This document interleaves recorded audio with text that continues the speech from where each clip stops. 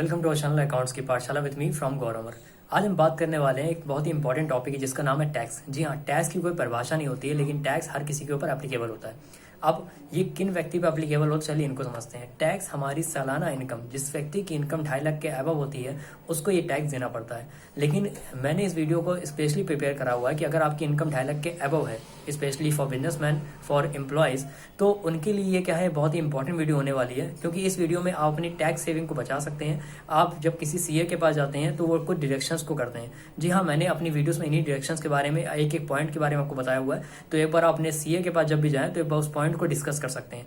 तो I hope ये video थोड़ी सी लंबी होने वाली है, और अगर आपने अभी तक हमारे इस चैनल को सब्सक्राइब नहीं किया तो प्लीज चैनल को लाइक, सब्सक्राइब, बेल आइकन को प्रेस करना ना भूले। तो चलिए शुरू करते हैं, कंप्यूटर स्क्रीन पे चलते हैं। Now we are talking about the income tax कैसे बचाएं। जी हाँ, इनकम टैक्स बचाने के बहुत सारे तरीके होते हैं हमारे पास। जी हम उन्हीं तरीकों को बताएंगे। चलिए पहली बात करते हैं सारे टैक्स की टेबल की। तो हमारे 80C से लेके 80TTA तक हमारे कुछ डिडक्शंस होते हैं। जी हाँ, अगर आप किसी सीए के पास जाते हैं या अपना आईटीआर फिल करते हैं तो वो इन्हीं डिडक्शन के थ्रू क्या करते हैं, अपने टैक्स को फिल करते हैं। और इनमें होने वाली जो छूट लिखी हुई है, जैसे आप लिमिट देख रहे हैं यहाँ पर, उन लिमिट का यूज करके ही हम लोग क्या करते हैं, टैक्स को सेव करते हैं। जी हाँ, सिर्फ आपको ये तरीके नहीं पता होते हैं, इसलिए आप किसी सीए को या किसी परमानेंट अकाउंटेंट को या किसी भी आप जनरल जो पर्सन होता है, आप उससे एक एडवाइस ले सकते हैं। जी हाँ, मैंने इसीलिए ये वीडियो बनाई है ताकि आप कॉमनली इस वीडियो को समझ के आप अपने टैक्स से रिलेटेड जितनी भी आपकी क्वेरीज होती हैं उनको भी आप सॉल्ट आउट कर सकते हैं। तो चलिए शुरू करते हैं एक एक इनको क्लियर करने से। तो पहले बात करते हैं मैं सेक्शन सी के 80C के पब्लिक प्रोविडेंट फंड से। जी हाँ, पब्लिक प्रोविडेंट फंड जो होता है वो एक्चुअली में बहुत ही बड़ा होता है। 80C के तहत आता है ये रकम। इसमें देखिए जितना पैसा आप जमा करेंगे उतनी रकम आपकी टैक्सेबल इनकम से घट जाएगी। अब टैक्सेबल इनकम घटी तो टैक्स भी कम हो जाएगा। जी हाँ, इस तरह से मिलने वाले टैक्स में सबसे ज्यादा फायदा उन लोगों को होता है जो ऊंचे टैक्स स्लैब में आते हैं। अगर 30% की कोई टैक्स स्लैब है वाला कोई आदमी पब्लिक प्रोविडेंट फंड मतलब 1 लाख रुपए तक जमा करता है तो करीब 31,000 रुपए तक टैक्स बचा लेता है, जो कि बहुत ही बड़ी बात होती है। जी हाँ, अगर कोई भी आदमी अगर अपना 1 लाख रुपए पब्लिक प्रोविडेंट फंड में जमा कर रहा है तो उसका 31,000 रुपए तक का टैक्स सेव हो सकता है। जी हाँ, लेकिन टैक्स बचाने की खुली छूट ये भी नहीं है। 80 में केवल टैक्स छूट का हकदार वही होगा जो 1.5 लाख तक की सीमा में टैक्स डिडक्शन मिलता है उसमें। यानी 1.5 लाख से ज्यादा अगर पब्लिक प्रोविडेंट फंड में अकाउंट में जमा किया आपने तो इसका आप बेनिफिट नहीं उठा सकते, और उस पर जो इंटरेस्ट भी मिलेगा आपको तो उसका आप फायदा नहीं उठा सकते। इसका मतलब अगर आपने कहीं एफडी करा रखी है तो एफडी पर जो डिपॉजिट इंटरेस्ट मिलता है, जैसे आपने यहाँ पर लिखा हुआ है एफडी फिक्स डिपॉजिट, मिलने वाले ब्याज को हर साल हम लोग क्या करते हैं, टैक्सेबल इनकम में जोड़ते हैं। लेकिन पब्लिक प्रोविडेंट फंड में मिलने वाला जो ब्याज होता है हमारा, उसमें किसी भी प्रकार की हमारी देनदारी नहीं होती है, तो पूरी क्या होती है, वो हमारी टैक्स फ्री होती है। जी हाँ, आइए दूसरी बात करते हैं 80C की। ये है सुकन्या स्कीम। बहुत ही अच्छी स्कीम है जिसे गवर्नमेंट ने ही लॉन्च करा हुआ है, बेटी बचाओ बेटी पढ़ाओ के नाम से। अगर आपके घर में कोई भी गर्ल्स चाइल्ड है तो उसके लिए आप स्कीम लॉन्च कर सकते हैं। उसके लिए आप इन्वेस्टमेंट कर सकते हैं कि आफ्टर ग्रोइंग एज में वो 15 या 18 जब क्रॉस करेगी तो उस एज तक वो आते आते वो एक अच्छा लमसम अमाउंट आपके पास तैयार हो जाएगा। फिलहाल मैं ये नहीं कह रहा हूँ कि आप शादी के लिए तैयार कर रहे हैं, बल्कि उसकी पढ़ाई के लिए भी बहुत ही अच्छा आपकी इन्वेस्टमेंट जो अमाउंट होता है वो क्लियर हो जाएगा। तो चलिए बात करते हैं पब्लिक प्रोविडेंट फंड और सुकन्या में। तो इसमें देखिए 15 साल की मैच्योरिटी होती है। अब भारत में देखिए जो भी इन्वेस्टमेंट किया जाता है उसमें एक लॉक इन शब्द जुड़ा होता है। अगर पैसा जमा किया गया है या टैक्स छूट ली गई है या पैसा निकाला गया तो टैक्स छूट पाना या पैसा लॉन्ग टर्म के लिए जमा करना पड़ेगा आपको। जी हाँ, लॉक इन का मतलब यही होता है कि अगर किसी भी अकाउंट के आगे या किसी भी पॉलिसी के आगे लॉक इन लिखा हुआ है तो उसका मतलब ही यही होता है कि वो पैसा लंबे समय तक हमें जमा करना पड़ेगा। जी हाँ, अब एक हमारा विकल्प और होता है, ELSS का भी होता है। अगर आप लंबे समय तक नहीं पैसा लगा सकते हैं तो ELSS के थ्रू आप क्या कर सकते हैं, कम समय में आप पैसा लगा के उससे इन्वेस्टमेंट कमा सकते हैं और टैक्स फ्री इनकम हो सकती है आपकी। फिलहाल बात कर रिटायरमेंट और कॉलेज एजुकेशन के लिए पैसा तभी जुड़ेगा जब निवेश लंबी अवधि के लिए होगा। जी हाँ, अगर आपको कोई रिटायरमेंट करना है या अपने बच्चों की पढ़ाई के लिए सोचना है या बच्चों की मैरिज के लिए सोचना है तो आपको सुकन्या स्कीम में पैसा लगाना आपका बेकार नहीं जाएगा।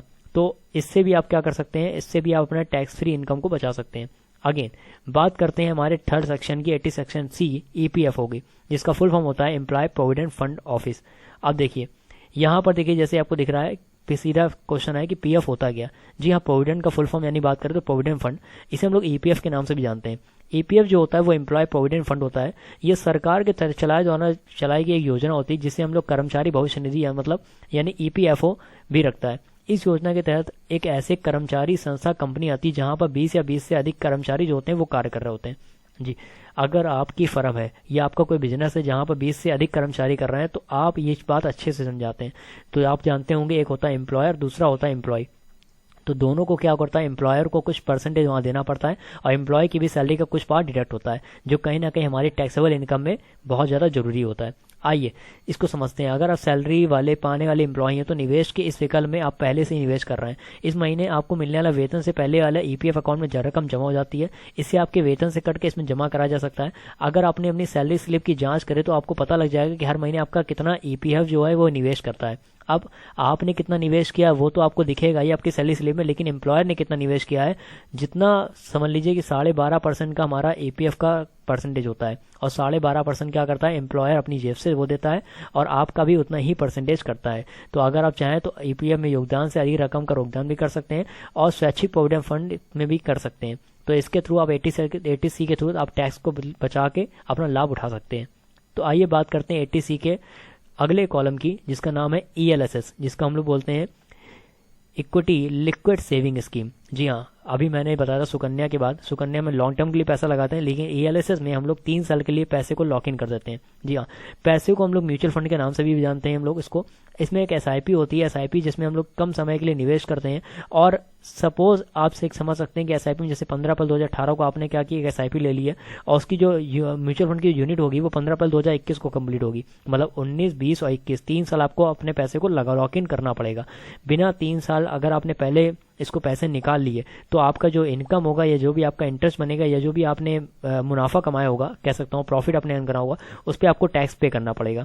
तो इससे अच्छा ये है कि 3 साल के लिए अपने पैसे को कम समय के लिए लगा दीजिए और उससे मिलने जो बेनिफिट है उसे आप इजिली यूज़ कर सकते हैं।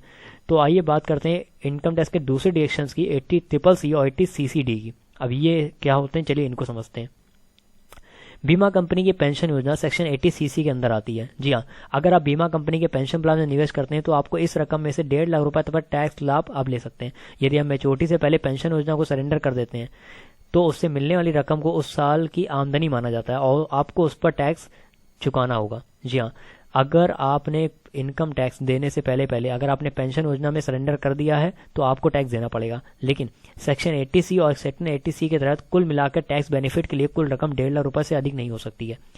तो अब आगे बात करते हैं अटल पेंशन स्कीम व नेशनल पेंशन स्कीम की। ये इन दोनों में से नेशनल देखा जाए तो दोनों ही योजना गवर्नमेंट द्वारा रन करी जा रही है और दोनों ही जो योजना है हमारी, दोनों जो स्कीम है हमारी वो पेंशन से रिलेटेड है। तो अगर आपके घर में कोई एल्डर पर्सन है जो वर्क कर रहे हैं इस समय और जो रिटायर होने वाले हैं तो उनके लिए बेटर अपॉर्चुनिटीज़ हैं, ये बेटर ऑप्शन है कि आप वो इनमें भी इन्वेस्ट कर सकते हैं और उनको पेंशन मिल सकती है। तो आइए समझते हैं इनमें होता क्या है।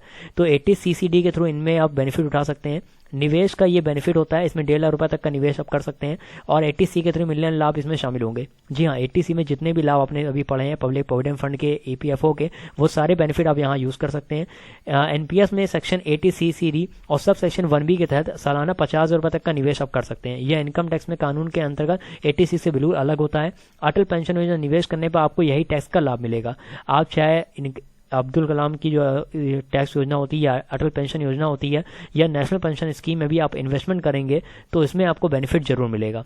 तो चलिए बात करते हैं नेक्स्ट। हमारा अगला सेक्शन आता है 80E का, जो कि बहुत ही इंपॉर्टेंट है। ई मीन्स होता है एजुकेशन लोन। तो अगर आपके घर में कोई बच्चा है जिसको पढ़ने का बड़ा मन है लेकिन वो सिर्फ और सिर्फ पैसे की तंगी देख रहा है और वो आगे नहीं पढ़ पाता, तो इसके लिए भी ऑप्शन है इनकम टैक्स में। सेक्शन 80 के थ्रू हम लोग क्या करते हैं, अपने खुद के लिए, अपने पति पत्नी के लिए, बच्चे के लिए एजुकेशन लोन लिया है तो उस पर ब्याज की रकम आप सेक्शन 80 के थ्रू छूट प्राप्त कर सकते हैं। यह रकम किसी भी सीमा तक हो सकती है और देश विशेष में कहीं भी पढ़ाई करने के लिए ले जा सकते हैं। छूट पाने के लिए शर्त यह है कि लोन फुल टाइम उच्च शिक्षा के लिए लिया गया हो और किसी वित्तीय संस्था या धर्मार्थ संस्था लिया होगा। जी हाँ, आपने अगर आपके बच्चे को कहीं पढ़ना है या देश विदेश में पढ़ाई करनी है तो उसके लिए अगर आप कोई लोन लेंगे और उसके लिए आपको कोई अगर इंटरेस्ट चुकाना भी पड़ रहा है तो वो बिल्कुल टैक्सेबल फ्री होगा, तो उसके लिए आपको कोई भी टैक्स नहीं देना पड़ेगा। तो इसके बाद बात करते हैं सेक्शन 80EE की। तो होम लोन इंटरेस्ट। जी हाँ, टैक्स इसमें कैसे डिडक्ट होता है, चलिए इसको समझते हैं। तो पहली बात करते हैं, पहली बार जब आप घर खरीदते हैं तो हर फाइनेंशियल ईयर में दे ब्याज आपको 50,000 रुपये तक का अतिरिक्त क्लेम आप कर सकते हैं। होम लोन की जो राशि होगी वो 35 लाख रुपए से अधिक नहीं होनी चाहिए। प्रॉपर्टी की जो कीमत है वो 50 लाख के भीतर होनी चाहिए। अब इसमें कुछ इंपॉर्टेंट कंडीशन होती है जिनको बहुत ज़्यादा समझना जरूरी है। अगर आप टैक्स में छूट केवल तब लागू होगी जब प्रॉपर्टी का निर्माण पूरा हो जाता है या आपका बना बनाया घर आप खरीदते हैं। हर साल इस टैक्स लाभ का फायदा उठाते हैं और भारी मात्रा में सेविंग कर सकते हैं। अगर प्रॉपर्टी को अपने कब्जे में 5 साल के भीतर बेच देते हैं तो क्लेम किए गए लाभ वापस हो जाएंगे और आपकी आय में जुड़ जाएंगे।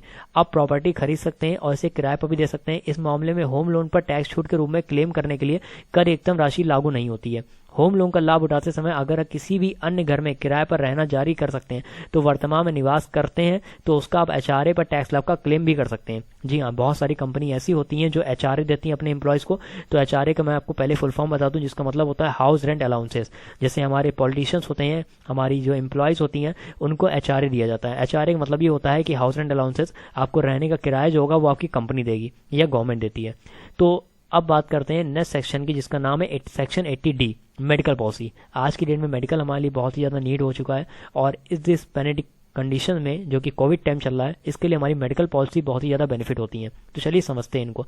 सेक्शन 80D में आप खुद के लिए, पति पत्नी के लिए, बच्चों, माता पिता या अभिभावक के लिए हेल्थ इंश्योरेंस खरीदने के लिए चुकाए गए प्रीमियम की रकम पर भी सेक्शन 80D के तहत इनकम टैक्स छूट हासिल कर सकते हैं।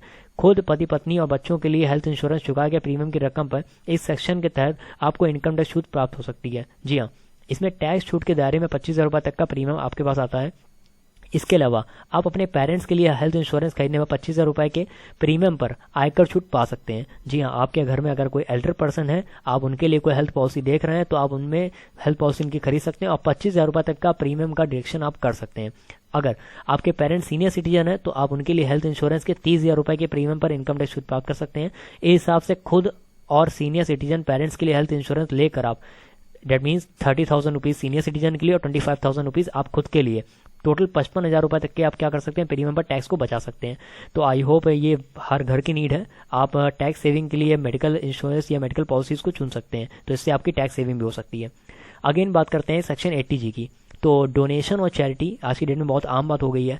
अब आप बड़े बड़े जो उद्योगपति होते हैं या बड़े बड़े एंटरप्रेन्योर्स होते हैं या बड़े बड़े जो बिजनेसमैन होते हैं, वो क्या करते हैं, वो अपनी कमाई का कुछ पार्ट डोनेशन देते हैं। तो हम लोग तो सोचते हैं कि वो दान कर रहे हैं, लेकिन इससे भी हमारी क्या होती है, जो टैक्स छूट होती है वो हमारी बचती है। जी हाँ, दान देने से भी आपकी देनदारी कम हो जाती है। सरकार की ओर से नोटिफाई कई फंड में दान देने पर आप 100% रकम पर टैक्स छूट हासिल कर सकते हैं। जी हाँ, अगर आपने कोई गवर्नमेंट प्रोजेक्ट में कोई डोनेशन दिया हुआ है या आपने कहीं ऐसे चैरिटी करी है जिसको आप रिप्रेजेंट कर सकते हैं अपनी बुक्स में, तो अगर आपने उसको दिखा दिया तो आप उस टोटल इनकम पे, जितना आपने चैरिटी दी है या डोनेशन दिया हुआ है, उस टोटल इनकम पे आप 100% के आप टैक्स रिबेट आप पा सकते हैं। तो ये भी एक ऑप्शन है। अगेन बात करते हैं सेक्शन 80TT की। सेक्शन 80T सबसे लास्ट डिडक्शन है हमारा। किसी बैंक अकाउंट या पोस्ट ऑफिस में जमा से कमाए गए ब्याज को आपको रिटर्न में अन्य सोर्स से आय मद में दिखाना होता है।